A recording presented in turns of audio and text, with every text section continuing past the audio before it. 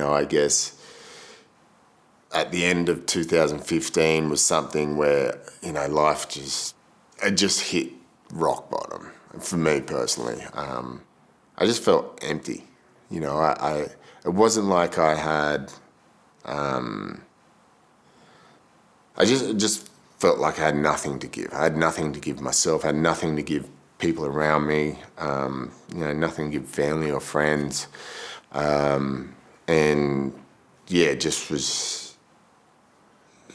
Just didn't see a way of coming back. Didn't know. I'd never felt that empty before. What was getting you through day to day at that stage? Friends and family, just people would just started just coming around to my house. And that's been something that I've learned of a long, long time ago. That's what helps, starting to talk about it and not being shy to ask for help. There was times throughout the year where I was trying to hide stuff and, my friends were like, what's up? Talk to me. And so that definitely helps. I guess when I lost my first brother back in 98, I didn't have those tools or the confidence to talk to someone. I just held it all in, where now it's more, I can talk to someone, I can show vulnerability, and I see a lot of people have courage, and it takes a lot of courage to be vulnerable, but to ask for help is something that I think all people should do. It sounds like your group of mates was your safety net, that you turned to them and said, look guys, I am actually really struggling. Very much so. And it wasn't just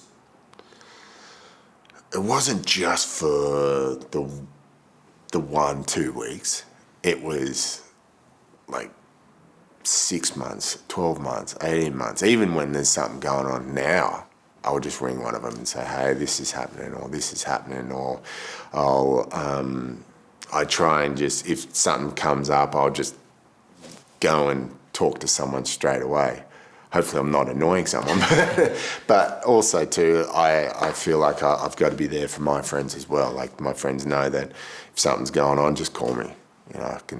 If I can give you an answer, I'll give you an answer. But even just to have someone voice that is I feel like it just helps. It's great that you realised that for you, talking was the best medicine, because the stereotypical Aussie bloke is all about bottling up his issues. Yeah, very much. That's what I was talking about before. Like, when I lost my first brother, I was 17 at the time, and I've got all these people that I look up to, like older brothers and older friends, and they're like, oh, just be strong. And I'm like, well, what does that mean? Does that mean like show no emotion? Just don't cry, don't feel whatsoever. And I put up this wall where I didn't even know I had it. Like, I wouldn't even let myself in. And finally I went and saw a psychiatrist, and this was many years later, almost 10 years later, and he somehow weaved his way through this wall, and all of a sudden I could just see it. Like, metaphorically speaking, I could see I had this thing, and it took me like 10 years to build this wall. So it's something that I keep trying to break down, and I sort of call it more like a roller door now.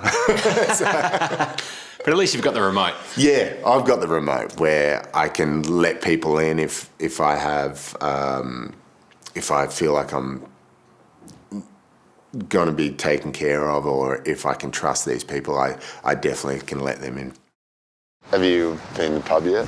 Yeah, a couple of times. Yeah.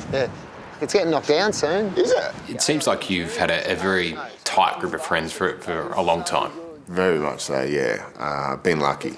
We all grew up together, went to school together, did the tour together, and we've been through pretty much most of life together, the good and the bad. If you weren't talking through those tough times with Joel and your other mates, do you think you would have been able to get through it? it would have been a much harder process. I don't think I would be smiling each and every day without those guys, and just, yeah, they're just, I don't know, for me, it just, talking about something just makes it feel easier. But yeah, I don't think I would be in the position without mates like that. Hello, I'm Sarah Abo. Thanks for watching. To keep up with the latest from 60 Minutes Australia, make sure you subscribe to our channel. You can also download the 9Now app for full episodes and other exclusive 60 Minutes content.